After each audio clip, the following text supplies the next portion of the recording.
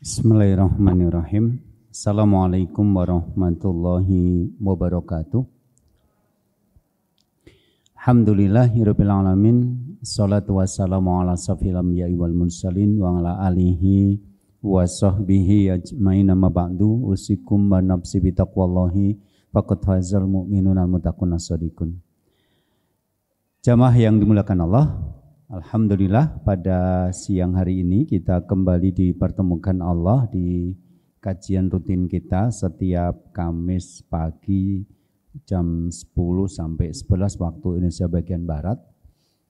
Kita masih membahas dengan tema akhlak keluarga Islami dan kita sampai pada pembahasan tentang akhlak kepada Allah. Seperti yang dulu pernah saya sampaikan bahwa kata akhlak ini berasal dari akar katanya adalah kha, lam, qaf atau kholaqo, yang dari kata ini nanti muncul kata kholik yaitu pencipta, kata makhluk yang diciptakan, kata kholkun ciptaan, dan juga kata khulukun atau akhlak. Dan sudah saya sampaikan juga bahwa di dalam bahasa Arab kata-kata yang berasal dari akar kata yang sama ini memiliki keterkaitan makna. Bahwa pada dasarnya pembahasan tentang akhlak adalah etika, moral atau sopan santun yang landasannya adalah Allah dan Rasul-Nya. Karena itu nanti ada pembahasan tentang bagaimana kita berakhlak kepada Allah. Nah, hari ini kita memulai pembahasan tentang akhlak kepada Allah. Nah, yang pertama adalah bersandar kepada Allah. Jadi begini, istilah sakinah, mawaddah, warohmah yang sering kita dengar sebagai satu ungkapan bagaimana sebenarnya sebuah rumah tangga itu dibangun. Itu adalah istilah yang ada di dalam Al-Quran. Jadi kalau kita membangun rumah tangga, pengen sakinah mawaddah warohmah, sebenarnya kita sedang membahas tentang salah satu syariat Allah. Kita bisa tidur dengan lawan jenis, asal suka sama suka, ya bahkan mungkin tanpa ada ikatan apapun, bahkan ada yang hanya cinta satu malam. Tapi kalau akhirnya kita datang melamar, membawa mahar, mengucapkan ijab kabul, ada wali dan ada saksi di situ, menunjukkan bahwa kita pengen tidur dengan pasangan kita nanti dalam keadaan halal dan berpahala. Dan adegan ijab kabul dengan mahar, dengan saksi, dengan wali itu adalah syariat. Berarti kalau kita mengawali pernikahan dengan acara seperti itu, kita sedang menjalani proses beribadah kepada Allah yang sangat panjang, namanya pernikahan. Itu dalam bentuk ketaatan kepada perintah Allah dan Rasul-Nya. Karena itu maka bagaimana cara kita untuk bisa menggapai sakinah mawaddah warohmah itu sebenarnya adalah dengan menyandarkan diri kepada Allah. Jadi tidak melulu karena kita merasa tampan atau cantik, merasa pinter, merasa kaya dan mapan, merasa badannya sehat, merasa toh saya dengan pasangan sama-sama saling jatuh cinta, kemudian Anda merasa pondasi pernikahan Anda sudah kokoh. Saya dan pasangan saling mencintai, terus kemudian saya tampan, pasangan saya cantik, kemudian kami sama-sama sehat, sama-sama pinter, sarjana, ekonominya mapan, terus Anda merasa dengan begitu nanti rumah tangga Anda akan tiba-tiba bahagia? Enggak begitu. Justru ketika kita melibatkan Allah atau bersandar kepada Allah dalam pernikahan kita untuk menggapai sakinah mawaddah warohmah, maka cita-cita seperti ini menjadi cita-cita milik semua orang. Jadi yang maaf wajahnya tidak tampan bisa sakinah. Yang badannya sakit-sakitan bisa sakinah. Yang mungkin secara ekonomi sempit atau tidak mapan bisa sakinah. Yang tidak terkenal bisa sakinah, karena wilayah sakinah bukan di tempat-tempat itu tadi. Bukan pada kemapanan ekonomi, kesehatan badan, rasa jatuh cinta atau saling mencintai di antara pasangan itu, atau kepandaian, bukan di wilayah itu. Bukan di wilayah itu. Karena itu coba kita perhatikan, yang pertama adalah firman Allah surat Ar-Rum ayat 21, di mana kata sakinah mawaddah warahmah itu muncul. Wa min ayatihi, dan di antara ayat-ayat Allah, di sini katanya min. Jadi tidak semua, hanya sebagian. Min ayatihi, ya, termasuk sebagian dari tanda-tanda kekuasaan Allah. Lah di sini kenapa ayat-ayat atau tanda-tanda kekuasaan hanya sebagian? Karena aslinya banyak, jumlahnya bisa tidak terhitung kalau kita menghitungnya. Di mana saya pernah mengatakan kemarin, kalau mengatakan kata tanda itu orang Arab biasanya menggunakan dua kata. Yang pertama adalah kata alamat, dan yang kedua adalah kata ayat. Oke. Alamat adalah tanda yang mendekatkan diri kita kepada tujuan. Ya, misalnya ada orang kemarin yang konsultasi kepada saya lewat WA, kemudian saya sampaikan saya tidak melayani konsultasi lewat WA. Saya hanya bisa konsultasi dengan ketemu langsung. Karena dengan WA itu sangat terbatas.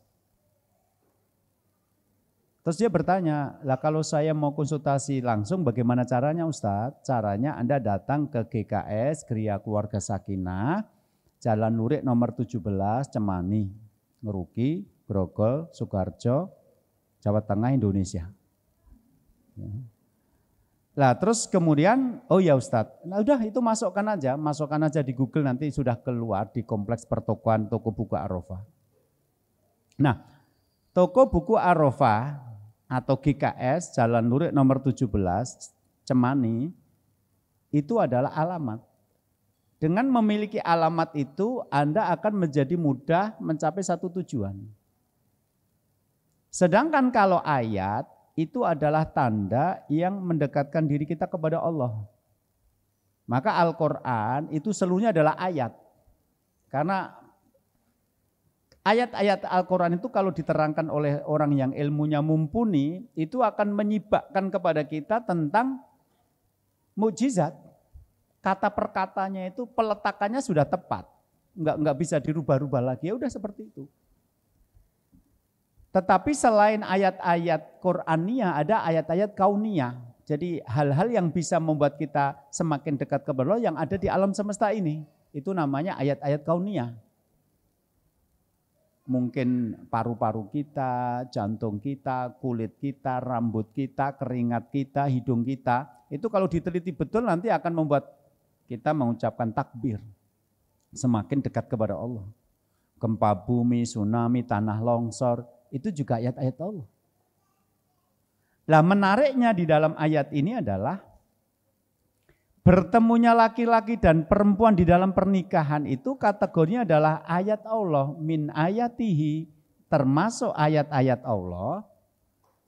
Jadi nanti kalau orang menikah harusnya setelah menikah dia semakin hari semakin dekat kepada Allah. Karena ini ayat Allah.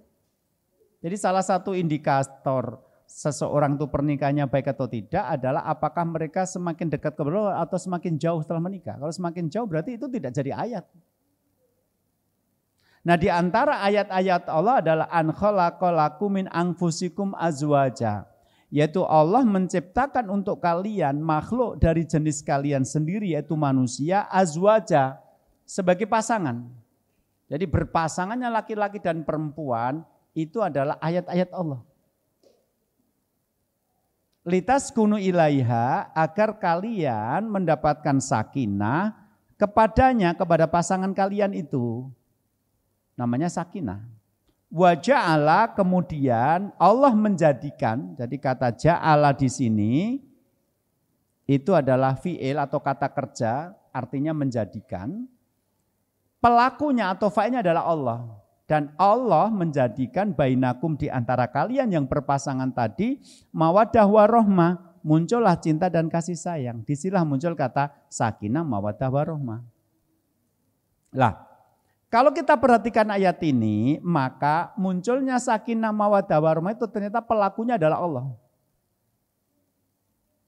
Perhatikan ayat yang di bawah surat Al-Fat ayat 4 itu, di mana Allah berfirman, walladzi, dialah Allah yang anzala sakinata, menurunkan sakinah fi qulubil mu'minin, ke dalam hati orang yang beriman. Jadi sakinah itu Allah yang menurunkan. Siapa yang nanti akan mendapatkan sakinah? Orang yang beriman. Jadi untuk sakinah itu tidak harus berpasangan. Atau kalau Anda berpasangan tapi nanti Anda tidak menyertakan iman di situ, maka berpasangan Anda juga tidak akan sakinah. Gitu. Jadi di sini menunjukkan bahwa yang menurunkan sakinah itu adalah Allah, dan yang akan mendapatkan sakinah adalah hatinya orang-orang yang beriman. Jadi bukan hatinya orang yang tampan, bukan hatinya orang yang rupawan, bukan hatinya orang yang mapan, bukan hatinya orang yang terkenal, bukan. Bukan orang yang badannya sehat, tapi hati orang yang beriman. Kemudian kalimat waja'ala, dan menjadikan, di sini mawaddah warahmah itu akan dijadikan Allah muncul pada pasangan laki-laki dan perempuan yang berpasangan itu Allah yang memunculkan. Nah justru karena Allah yang menurunkan sakinah, Allah yang memunculkan mawaddah warahmah, maka siapapun berhak meraih itu. Maka ini merupakan persaingan sehat. Jadi kalau sakinah mawaddah warahmah hanya miliknya orang-orang yang tampan dan cantik, nanti kalau orang dita'arufkan sama yang kurang tampan dan cantik langsung menolak karena merasa aku tidak akan bahagia.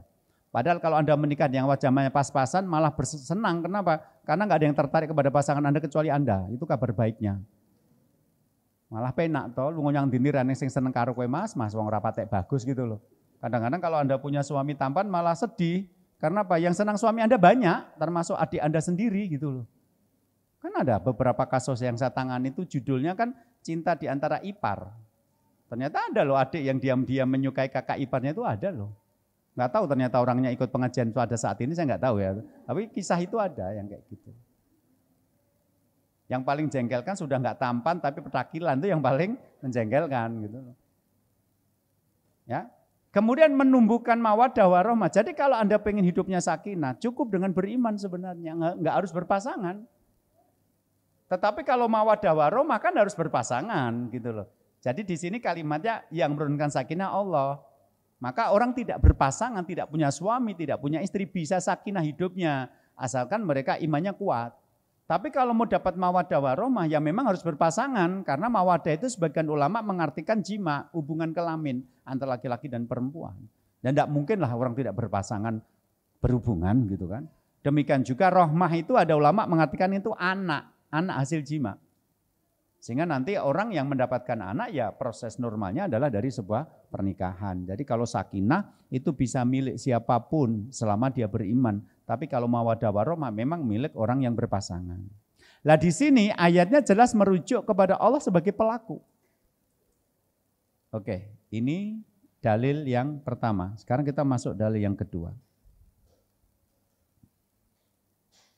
Ketika Rasulullah Rafa al-insana idza tazawaja, mengucapkan selamat kepada orang yang menikah, qala, maka Rasul mengatakan doa, barakallahu laka wa baraka alaika wa jama'a bainakuma fi khairin. Barakallahu laka, semoga Allah memberikan barokah kepadamu, wa baraka alaika, dan semoga Allah memberikan barokah atasmu, wa ja'ala bainakuma fi khairin, dan Allah mempertemukan kalian berdua selalu dalam kebaikan. Nah di sini dua kali Rasulullah mendoakan keberkahan, dua kali. Lafaz aslinya barakallahu laka wa barakallahu alaika, lafaz aslinya begitu. Tetapi digabung menjadi barakallahu laka wa baraka alaika. Semoga Allah memberikan keberkahan kepadamu dan semoga Allah memberikan keberkahan atasmu. Jadi di sini dua kali Rasulullah mendoakan keberkahan, cuma bedanya pada kata laka dan kata alaika. Huruf lam dan huruf ala. Yang saya katakan kalau dalam bahasa Arab biasanya penggunaannya berbeda. Huruf lam itu adalah hal-hal yang kita pilih, yang kita senangi, yang sesuai dengan harapan. lakum dinukum. Nah, kamu milihnya yang mana? Agama yang kamu senangi, yang kamu sukai. Itu milik kamu. Sedangkan kata Allah itu biasanya untuk sesuatu yang tidak menyenangkan. Ya, kutiba alaikumusiyam. Telah diwajibkan kepada kalian berpuasa, bukan kutiba lakumusiam, tapi alaikumusiam. Karena secara umum orang itu kalau tidak makan, tidak minum dalam sehari 14 jam, kemudian berlangsung selama 1 bulan, itu enggak suka. Terutama pencinta kuliner itu enggak suka. Makanya kalimatnya kutiba alaikum, bukan kutiba lakum.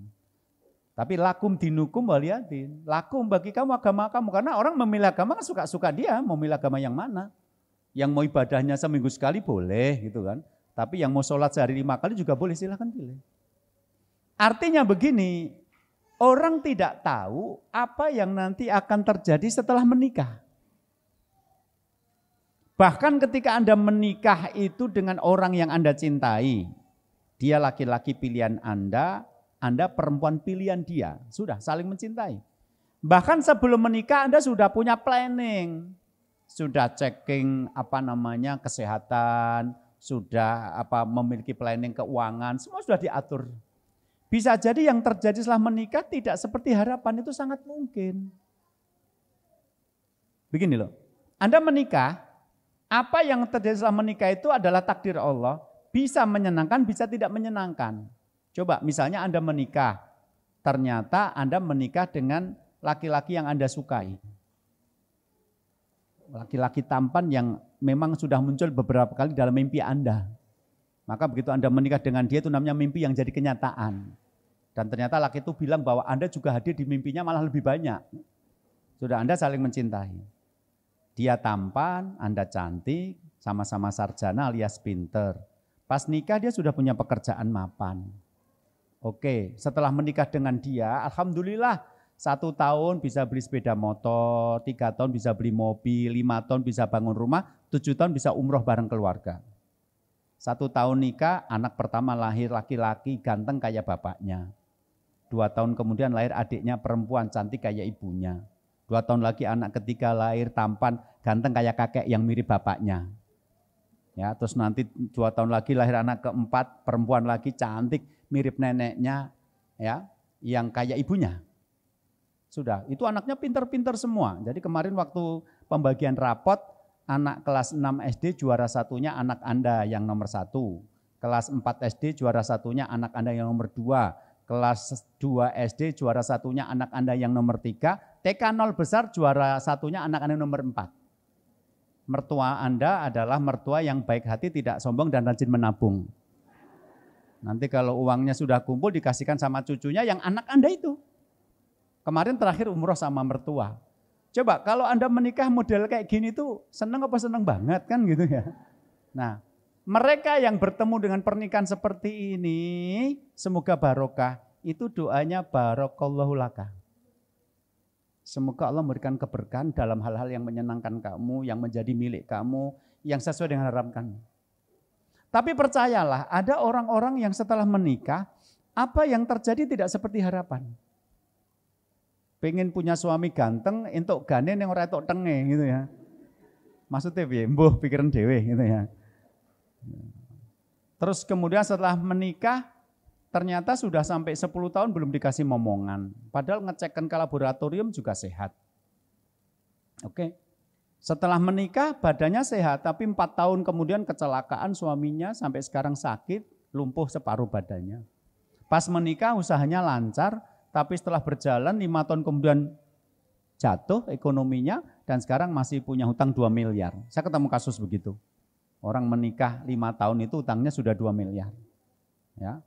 Anda menikah, terus kemudian hubungan dengan mertua makin lama makin jauh, makin jauh, makin jauh. Anda jadi menantu yang paling sering digosipkan sama mertua yang tiba-tiba berubah menjadi nenek sihir ini gitu loh. Nah, mereka-mereka yang setelah menikah menemukan hal-hal yang tidak menyenangkan seperti ini, mudah-mudahan barokah. Itu doanya wa barokallahu alaika.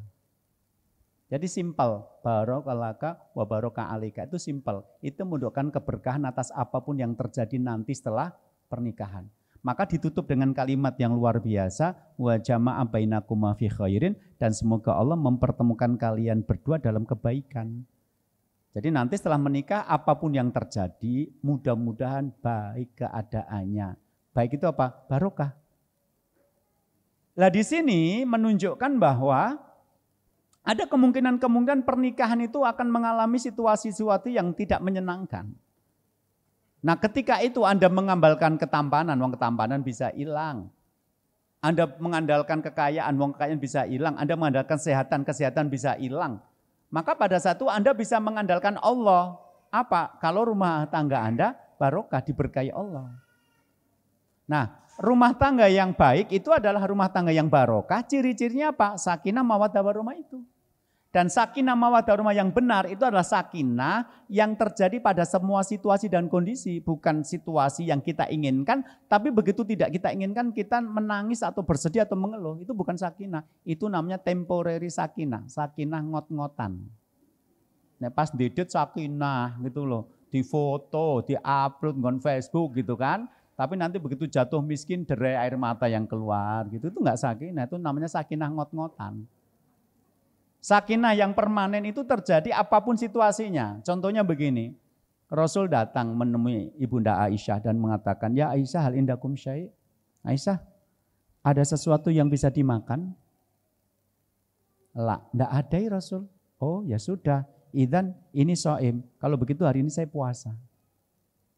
Jadi Rasul datang nanya ada makanan? Enggak ada. Ya sudah, hari ini saya puasa. Lain hari Aisyah mendapatkan makanan kiriman dari tetangga. Namanya haish dan itu makanan kesukaan Rasul. Buktinya Aisyah mengatakan wa kana yuhibbul haish. Ini adalah makanan kesukaan Rasulullah. Berarti istri yang baik adalah istri yang tahu apa makanan kesukaan suaminya. Kalau enggak tahu nanya, maksud nanya sama suaminya sendiri enggak berani gitu loh. Daripada Anda salah ngasih makanan, suami Anda sukanya apa? Jangan-jangan cuma tempe, Anda kasih udang, setelah itu malah dia biduren kabeh gitu ya. Nanya.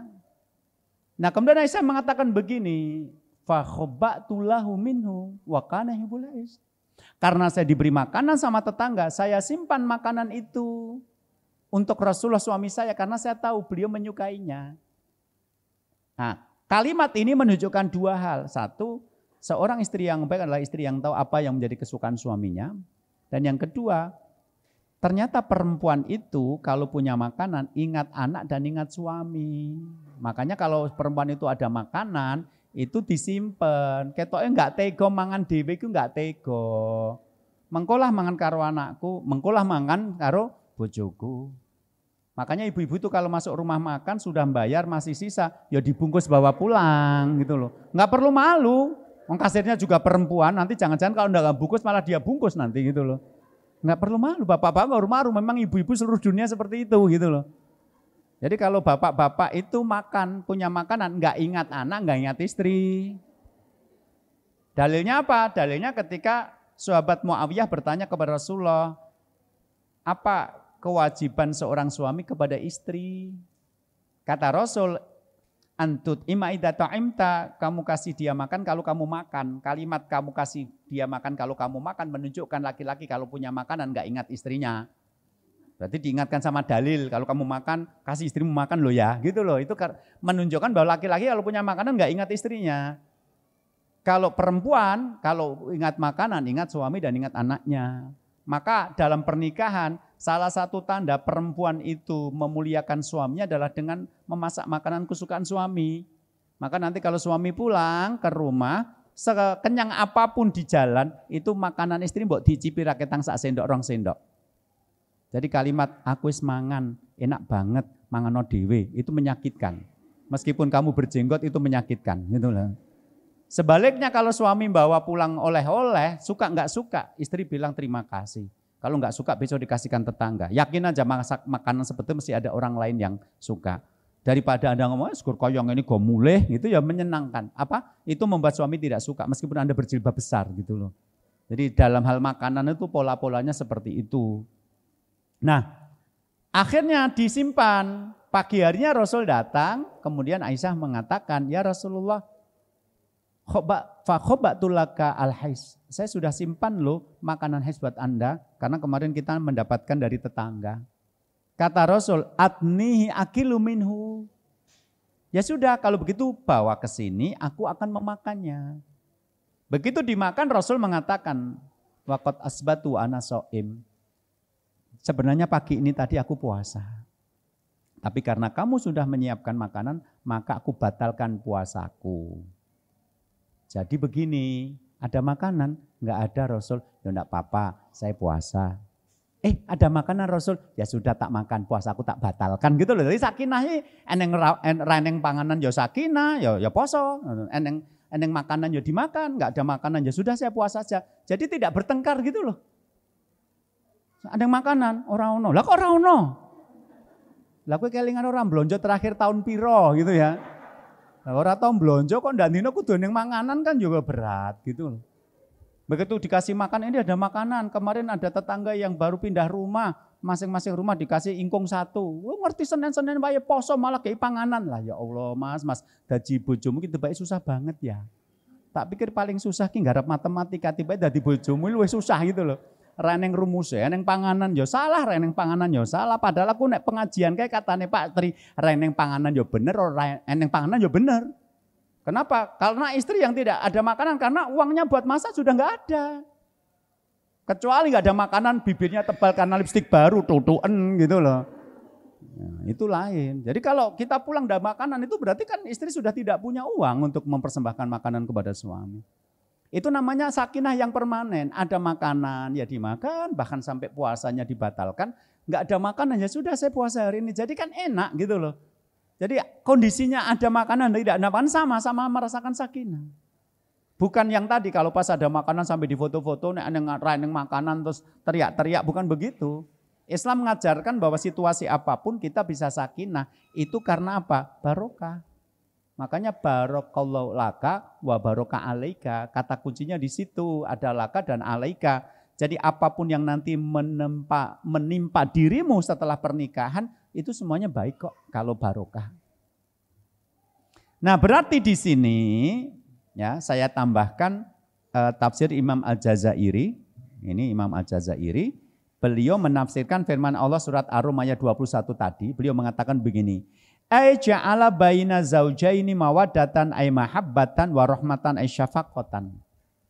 Yaitu Allah menjadikan di antara pasangan yang menikah yang berpasangan itu mawaddah dan rahmah.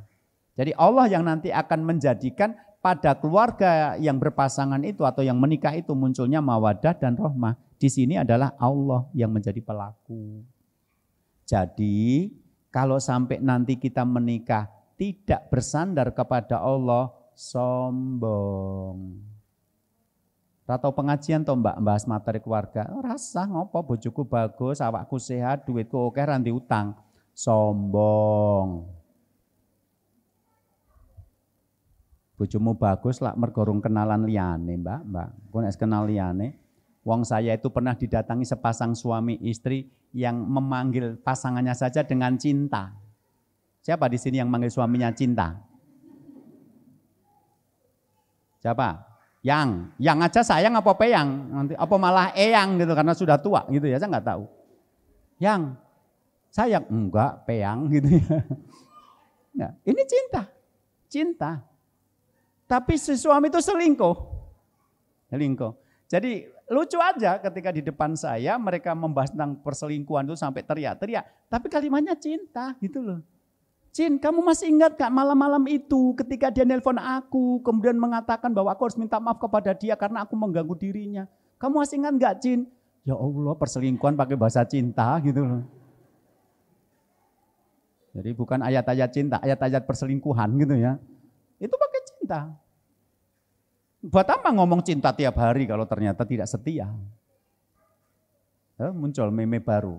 Ya, tidak perlu omongan cinta kalau tidak setia. Ayo tulis, gitu ya. Tidak perlu bicara cinta kalau tidak setia. Ayo tulis, gitu ya. Gitu. Pernah juga saya di Kalimantan itu ada pasangan suami istri bertengkar di depan saya, tapi kalimatnya dirimu dan diriku. Jadi aneh gitu kayak nonton sinetron gitu loh. Dirimu pernah, ingat nggak dulu waktu kejadian gini? Kan waktu itu diriku, aduh telinga saya jadi aneh gitu, kayak nggak nyata, padahal orangnya di depan saya gitu loh. Allahu Akbar. Nah, ayat-ayat yang nanti saya hadirkan memberikan penjelasan itu. Jangan meremehkan Allah karena dialah pelaku utama di dalam kehidupan kita termasuk dalam pernikahan. Tadi sudah kita bicarakan litaskunu ilaiha, kemudian kita bicarakan kalimat ja'ala bainakum mawaddata warahmah, di situ pelakunya Allah, termasuk surat Al-Fat ayat 4 yang mengatakan waladzi anzala sakinata fi qulubil mu'min, dialah Allah yang menurunkan sakinah ke dalam hati orang yang beriman. Oke. Di sini ada penjelasan dari Imam Ibnu Qayyim Al-Jauziyah dalam kitab Ighathatul Lahfan. Beliau mengatakan annal makhluqa laisa indahu lil abdi naf'un wala dzurun wala aton wala naf'un wala aton wala man'un wala huda wala dolalun wala nasrun wala khudlan wala hifdun wala raf'un wala izun wala dhillun bal Allahu subhanahu walladzi yamliku lau dzalika kullah. Sesungguhnya makhluk ciptaan Allah, apapun namanya dan apapun bentuknya, laisa indaulil abdi naf'un wala dzurun, tidak bisa memberikan kepada manusia manfaat dan juga tidak bisa membahayakan. Ajian jaran goyang nanti membuat istri Anda klepek-klepek, enggak bisa. Anda pasang susuk agar suami tidak berpaling, enggak bisa. Kemarin ada ibu-ibu pakai jilbab, datang jauh-jauh dari Jakarta ke Wonogiri hanya untuk pasang susuk agar suaminya tidak berpaling ke lain hati. Ya, wala aton wala man'un, tidak bisa memberi, tidak bisa menolak. Wala huda wala dolal, tidak bisa memberi petunjuk, tidak bisa menyesatkan, tidak bisa menolong, tidak bisa menghancurkan, tidak bisa mengangkat, tidak bisa merendahkan, tidak bisa memuliakan, tidak bisa menghinakan. Tapi Allah lah satu-satunya yang bisa melakukan itu. Jadi kalau Anda nanti dalam pernikahan pengen muncul sakinah mawaddah warahmah, Anda bersandarnya kepada Allah. Jalanilah hukum-hukum Allah dalam pernikahan. Kewajiban Anda sebagai suami jalankan dengan baik semampu Anda, kewajiban Anda sebagai istri jalankan dengan baik semampu Anda. Mengalah kepentingan pribadi untuk kepentingan bersama, memaafkan kalau nanti pasangannya memang bersalah dan meminta maaf. Ya hal seperti itu nanti akan membuat pernikahan itu akan sakinah mawaddah warahmah, meskipun wajahnya tidak tampan, meskipun ekonominya kurang mapan, meskipun badannya sakit-sakitan dan tidak terkenal. Sebaliknya kalau Anda sombong merasa tidak butuh Allah dalam pernikahan Anda karena Anda kaya, tampan, terkenal, sehat tadi, tunggu aja. Tunggu aja nanti seperti apa yang terjadi pernikahan Anda. Kenapa? Karena yang menurunkan sakinah mawaddah itu Allah, bukan yang lain. Coba surat Yunus ayat 107. Wa yamsaskallahu bidzurin fala kashifa lahu illa huwa wa yuridka bi khairin fala radda li fadlihi yusibu bima yasha'u min ibadihi wa wal ghafurur rahim. Dan jika Allah menimpakan satu bencana kepadamu, maka tidak ada yang dapat menghilangkan bencana itu kecuali Allah. Dan jika Allah menghendaki kebaikan bagi kamu, maka tidak ada yang dapat menolak karunia-Nya. Dia memberikan kepada siapa saja yang Dia kehendaki di antara hamba-hambanya. Dia Maha Pengampun lagi Maha Penyayang. Jadi nanti kalau jenengan sudah yakin hal seperti ini, itu lebih banyak berdoa dan meminta kepada Allah. Ya, daripada melakukan tindakan-tindakan yang konyol yang seringkali malah melanggar syariat. Ada artis yang sampai operasi hidung, operasi wajah, malah bercerai dengan suaminya misalnya gitu ya. Ada yang sampai melakukan tindakan-tindakan yang benar tapi rumah tangganya juga tidak sakinah. Oke. Masuk ke sini.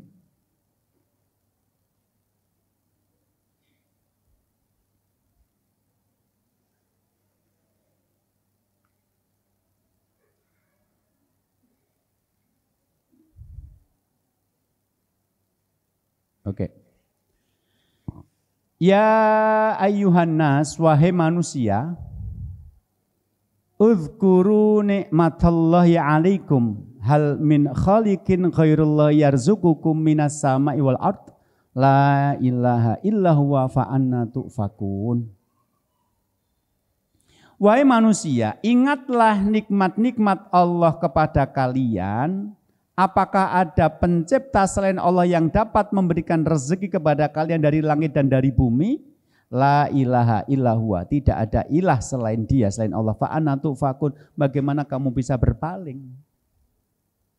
Bagaimana kamu bisa berpaling dari Allah, merasa tidak butuh Allah dalam hidupmu, sedangkan Allah lah pemberi nikmat kepada kamu dan tidak ada selain Allah di langit dan di bumi yang bisa memberikan rezeki kepada kalian. Kalau mata kita melihat ada seolah-olah kenikmatan dunia yang datang dari Allah, itu sebenarnya karena izin Allah. Perhatikan surat Al-Baqarah 102 ini. Wa mahum bidzorina bihi min ahadin illa biidznillah. Jadi ayatnya tentang para tukang sihir. Jadi kalau cerita-cerita nabi-nabi sejak zaman dulu, itu kan selalu ceritanya tentang tukang sihir. Coba perhatikan tentang Hulam yang nanti menjadi asbabun nuzul surat Al-Buruj. Bagaimana orang nanti dikubur hidup-hidup dalam parit yang berisi api. Itu adalah awalnya ada seorang tukang sihir, pembantu raja yang ingin mengkader. Nah kadernya itu ternyata dalam perjalanan ketemu dengan ulama. Akhirnya dia menjadi murid dari dua guru. Terus akhirnya dia berpihak kepada ulama itu. Perhatikan kasus Musa. Fir'aun ketika menunjukkan kekuasaannya itu tim suksesnya adalah semua aliran sihir. Jadi tukang-tukang sihir segala aliran itu masuk ke tim suksesnya Fir'aun. Maka begitu mereka dikalahkan oleh Musa, mereka langsung mengerti Musa ini bukan sihir jenisnya. Kenapa? Kalau sihir kami mesti tahu, kami itu aliran sihir semuanya ada kok. Maka ini jelas benar apa yang katakan Musa, dia adalah nabi. Maka tuh hasilnya kan langsung bersungkur, langsung beriman. Kan tukang sihir nanti menjadi beriman kepada Musa. Nah ketika tukang sihir mampu memberikan apa yang kamu minta, maka Al-Quran mengatakan wa mahum bidzorina bimin ahadin, dan tidaklah mereka tukang-tukang sihir itu bisa mencelakakan seorang pun illa bina, kecuali karena izin dari Allah. Jadi kalau nanti Anda menemukan ada orang-orang yang mendapatkan kebahagiaan dalam hidup sedangkan mereka tidak mengenal Allah, itu karena Allah mengizinkan itu terjadi. Bukan karena keampuhan mereka, bukan karena kedikdayaan mereka, tapi karena Allah yang mengizinkan itu terjadi. Jadi kalau tukang sihir itu mampu mencelakakan musuhmu, maka kemampuan itu karena Allah mengizinkan. Nanti kalau kamu hitung riwayat-riwayatnya, maka ketika dia tidak mampu sebenarnya lebih banyak. Zaman dulu, zaman Porkas itu nanya orang gila, terus ternyata nomornya nembus. Itu ya cuma sekali, yang nggak nembus nggak kamu ceritakan masalahnya. Yang nggak nembus itu beribu-ribu kali lebih banyak daripada yang nembus. Jadi semua apa yang Anda lihat sebagai sebuah kedikdayaan makhluk itu terjadi illa biidznillah, tidak akan terjadi kecuali Allah mengizinkan hal itu. Ya. Nah, termasuk di sini adalah apa yang tidak diizinkan Allah berarti tidak akan terjadi. Apa yang tidak diizinkan Allah berarti tidak akan terjadi.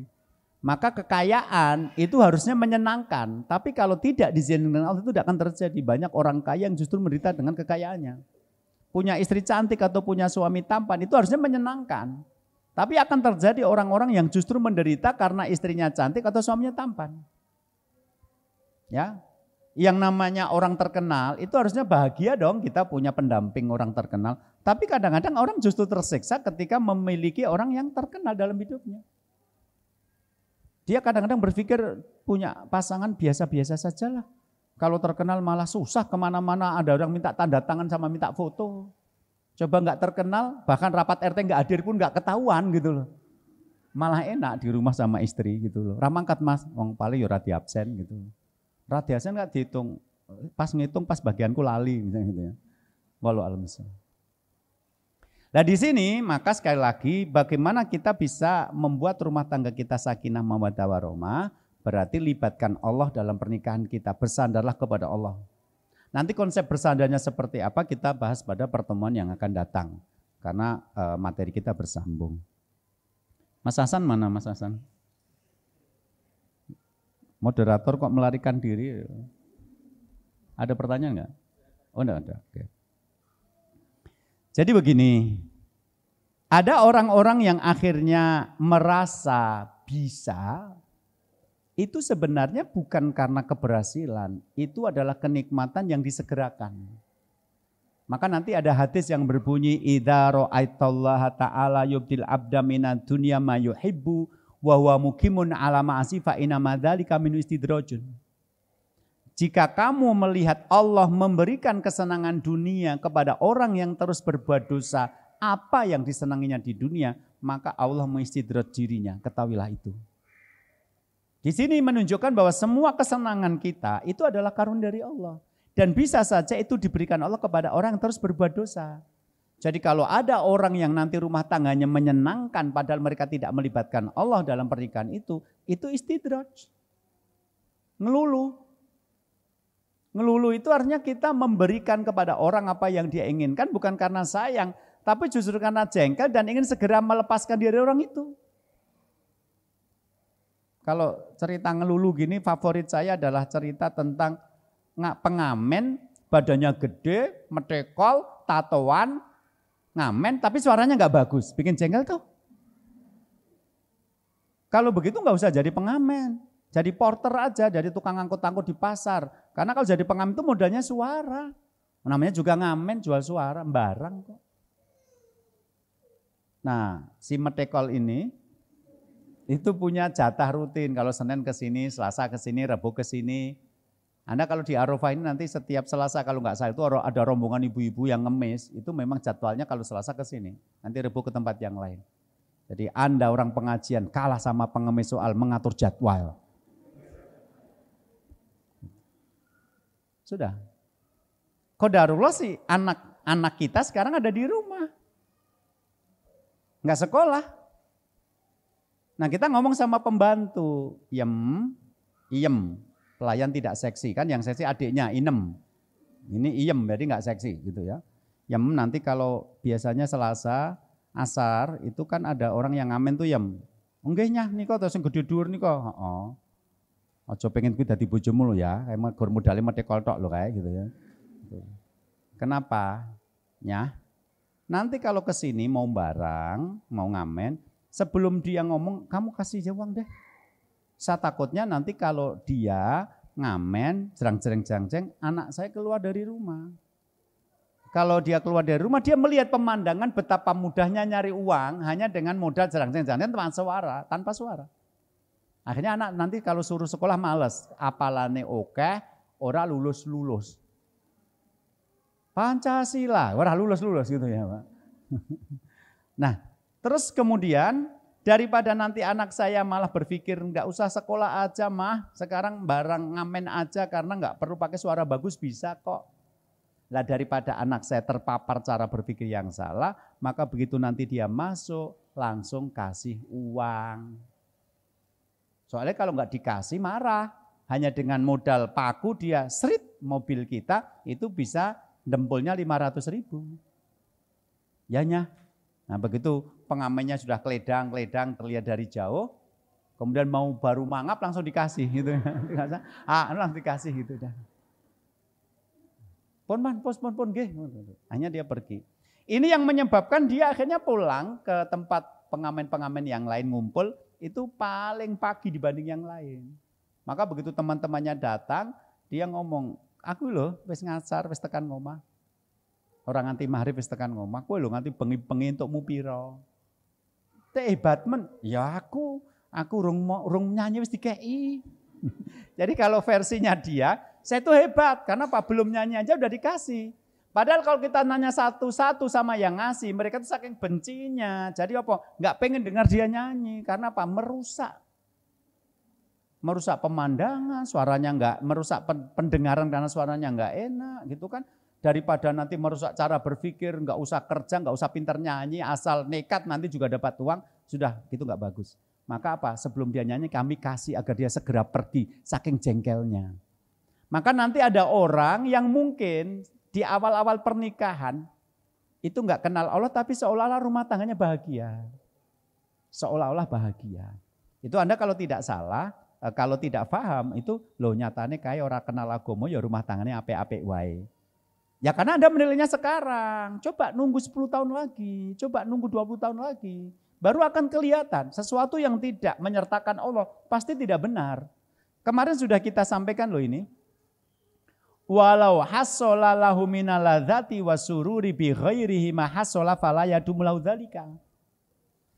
Seandainya hasola lahu minal ladzati wasururi, seandainya manusia memperoleh kelezatan dan kesenangan bi ghairi tanpa Allah dalam hidupnya, maha sholat tidaklah dia mendapatkan itu fala yadum lahu dzalika, kecuali itu nanti sifatnya tidak lama. Jadi orang yang mendapatkan kesenangan hidup tanpa melibatkan Allah itu tidak lama. 5 tahun, 10 tahun nanti dia baru akan ngerti. Karena pada dasarnya orang yang hidupnya tidak menyandarkan pada Allah kemarin itu, ya, ilmu yang baik itu baik, ilmu yang buruk itu buruk, ilmu tentang wasilah mencapai kebaikan, ilmu tentang wasilah menghindari keburukan, itu kamu sudah sampaikan Allah, dan karena itulah Allah membuat perintah dan larangan. Itulah sebenarnya jaminan untuk mendapatkan kebahagiaan hidup dunia akhirat yang mengikuti perintah dan larangan Allah itu. Kalau tidak, kok kamu merasa bahagia, itu istidraj. Kalau tidak, kok kamu mendapatkan yang kamu senangi, itu tidak lama. Coba aja perhatikan. Orang-orang yang pernah viral karena melakukan tindakan-tindakan yang tidak terpuji, di mana mereka sekarang? Ya cuma pernah lewat aja. Begitu seterusnya. Karena itu maka sebuah kesombongan ketika kita menikah, kemudian kita tidak merasa butuh kepada Allah dan Rasul-Nya. Itu satu kesombongan. Dan kalau Anda pengen betul-betul menjalani rumah tangga dengan akhlak kepada Allah, yaitu menyandarkan pernikahan Anda kepada Allah, maka Anda harus mencari pasangan-pasangan yang beriman. Karena tadi sakinah diturunkan kepada orang yang beriman. Jadi dalam banyak dalil nanti tetap mengerucutnya kepada pilihan. Itu harus orang yang beragama dan orang yang beriman. Anda kalau memilih orang yang tidak beriman atau tidak beragama, otomatis akan sulit membangun komunikasi untuk tunduk kepada syariat. Orang yang tidak punya iman tidak diturunkan sakinah ke dalamnya. Ketika mereka tidak mendapatkan sakinah secara batin, maka sakinah mereka adalah kesenangan lahiriah. Pengen makan enak keturutan. Ya tapi pas itu toh, wah habis ini kita makan ya makanan kuliner baru. Oh ya apa? Disebutkan gitu, gudeg rasa mercon misalnya itu ya. Itu namanya gudeg jihadis, jadi ketika dimakan meledak di mulut gitu. Oke. Nanti begitu senang, makasih ya untuk makan malam yang romantis ini. Ya hari itu, nanti minggu depan ngajak lagi nggak punya uang, ya perengut-perengut. Jadi sebenarnya kan terima kasih mas kan cuma hari itu toh, kan sementara sebenarnya, tidak lama. Tidak lama, Anda minta beli baju baru, dibelikan, makasih loh mas, kamu baik banget. Ya aku tidak menyesal menikah dengan kamu, ya pas dibelikan itu. Nanti kalau bulan depan dia mau arisan, terus mau beli baju baru, tas baru, Anda nggak punya uang, dia ngomong menyesal aku menikah dengan kamu. Kan cuma sebentar sebenarnya kesenangan yang bukan karena Allah itu. Sebentar gitu. Karena itu maka sandarkanlah kepada Allah. Nah ini sebagai akhlak kepada Allah. Jadi orang yang menikah tidak bersandar kepada itu adalah orang-orang sombong. Dia merasa bisa bahagia tanpa melibatkan Allah. Lah nanti mereka-mereka seperti ini kalau menghadapi masalah, pusing karena mereka tidak punya referensi untuk kembali kepada Allah. Wallahu a'lam bishawab. Ya.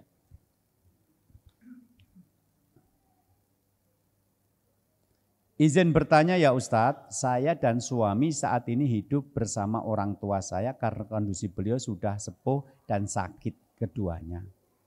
Kami serumah juga dengan saudara yang kami berdua kurang berkenan dengan kelakuan saudara kami. Bagaimana sebaiknya sikap saya dan suami, apakah harus keluar dari rumah orang tua dan kembali ke rumah kami, atau tetap bertahan dengan pertimbangan merawat orang tua saya? Begini, saudara Anda itu bisa merawat orang tua atau tidak? Kalau saudara Anda bisa merawat orang tua, kemudian Anda mau balik lagi ke tempat rumah Anda sendiri, ya itu lebih baik. Karena bagaimanapun menikah itu butuh kemandirian. Hanya bagaimana Anda nanti mengatur jadwal untuk berkunjung ke tempat orang tua secara berkala. Tetapi kalau saudara Anda itu tidak bisa merawat orang tua, berarti Anda membicarakan dengan orang tua. Kenapa? Karena saudara itu mengganggu Anda. Apakah nanti orang tua yang meminta saudara itu yang keluar dari rumah itu, atau orang tua membuat aturan agar saudara itu tidak mengganggu Anda? Nanti pilihannya adalah karena ini merawat orang tua, tapi kok ada saudara gitu loh. Artinya kalau nanti saudara itu bisa merawat orang tua, Anda merawatnya sekali-sekali saja. Apalagi Anda anak perempuan, saya dan suami, berarti kan saya istri, kan nggak mungkin suami dengan suami gitu loh. Berarti sayanya kan ini istri. Lah nek saudara Anda laki-laki, sebenarnya berkewajiban merawat ibu Anda terutama dan orang tua secara umum kan saudara laki-laki Anda. Anda kalau sebagian manut sama suami. Kalau saudara bisa merawat, tapi kalau saudara tidak merawat, terus suami mau diajak merawat orang tua, berarti saudara ini Anda bicarakan dengan orang tua. Kalau Anda nggak menjelaskan apakah saudara ini sudah menikah atau belum. Kalau sudah menikah mungkin dia disarankan untuk ngontrak di luar, wong juga tidak bisa merawat orang tua kok. Terus ini nanti juga berhubungan dengan rumah orang tua Anda besar atau tidak. Kalau rumahnya besar ya tinggal Anda dan saudara itu disekat-sekat dengan permanen sehingga tidak saling mengganggu.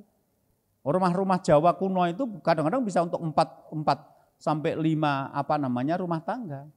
Dulu waktu SD Arisalah pertama kali didirikan, itu setahun pertama modal kita cuma masjid sebelah barat Pasar Kleco plus 1 ruangan TPA. Tahun kedua karena sudah menerima kelas 2, akhirnya kita ngontrak rumah Jawa kuno, itu disekat-sekat bisa jadi 5 sampai 4 kelas kok.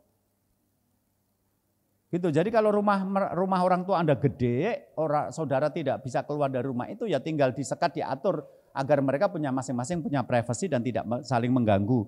Tapi kalau ternyata rumahnya orang tua sempit, saudara mengganggu, saudara sudah menikah, ya sebaiknya dibicarakan orang tua agar saudara itu yang keluar dari rumah.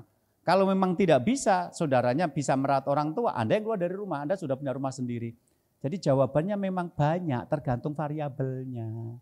Itu yang saya nggak suka, pertanyaan-pertanyaan di forum-forum gini cuma 5 menit itu nggak bisa mengurai. Saudaramu laki-laki atau perempuan? Kalau laki-laki, kamu bilang sama dia, kewajibanmu loh terhadap orang tua. Sebab nek orang tua mati, kowe warisannya 2 kali lipat daripada aku. Aku kewajibannya ikut suamiku. Nah, saudara saya nggak paham agama, itu beda dengan saudara saya paham agama. Saudara cuma 1, beda dengan saudara saya 2 atau 3. Saudara laki-laki beda dengan saudara saya perempuan. Itu sudah beda-beda jawabannya gitu loh. Terus saudaramu itu bisa ngerawat orang tua atau tidak? Kalau bisa ngerawat, ya udah kamu pergi daripada itu banyak konflik. Tapi kalau saudara Anda tidak bisa merawat orang tua, berarti dia yang harus pergi. Nah, terus nanti rumah orang tuamu gimana? Besar atau kecil? Nek besar, ya bisa tinggal di situ bareng tapi disekat. Tapi kalau ternyata kecil ya enggak. Kan jadi bingung toh jawabnya. Untuk Anda jawaban mana yang tepat? Ya ketika variabelnya banyak, kalau gini tidak cukup. Ya, jadi untuk yang agak rumit-rumit gitu jangan bertanya lewat forum, bertanya langsung konsultasi 1 jam untuk jawab 1 pertanyaan. Tapi nangisnya juga banyak biasanya kalau kayak gitu tuh. Wallahualam. Ustadz mau bertanya, Assalamualaikum warahmatullahi wabarakatuh. Waalaikumsalam warahmatullahi wabarakatuh. Bagaimana syarat sah talak suami kepada istrinya? Syarat sahnya ya ketika suami itu sadar mengucapkannya. Sadar. Bukan saya mengucapkan dalam dan marah. Memang ada orang mentalak istrinya tidak marah. Guyang-guyu dek, kita cerai ya. Edan ngono kuwi. Semua suami ketika menceraikan istrinya mesti dalam keadaan marah. Cuma sadar atau tidak. Nah kalau dia tidak sadar maka tidak jatuh. Tapi kalau dia sadar itu jatuh. Lah cuma nanti masanya begini. Ini talak yang syar'i atau yang bid'i. Kalau syar'i berarti kan yang sunnah itu suami memang sengaja ingin menceraikan istrinya. Karena perempuan, laki-laki itu kan logis. Kalau dia memang ingin menceraikan dia pikirkan baik-baik. Kalau perempuan kan bisa saja keinginan tidak terpenuhi langsung mengucapkan kata cerai bisa loh muncul saat itu. Nah maka kalau mau syar'i, mau sunnah itu begini. Suami menunggu istrinya selesai dari haid. Ya, istrinya haid ditunggu sampai selesai. Begitu sudah selesai, suami tidak ngumpuli istri, tidak meniduri istri, tapi dia ngomong pada istrinya, dek, mulai hari ini kamu tak cerai. Itu yang syar'i seperti itu. Tapi ketika misalnya marah sama istrinya, pada tadi malam baru tidur bareng, terus ngomong kamu tak cerai, secara hukum jatuh. Tapi ini namanya talak bid'i, si suami berdosa. Tapi tetap jatuh hukumnya.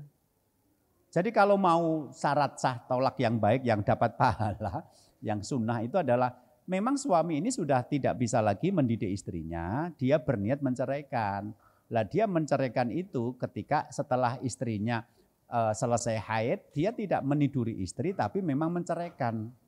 Sehingga betul-betul istrinya baru saja haid.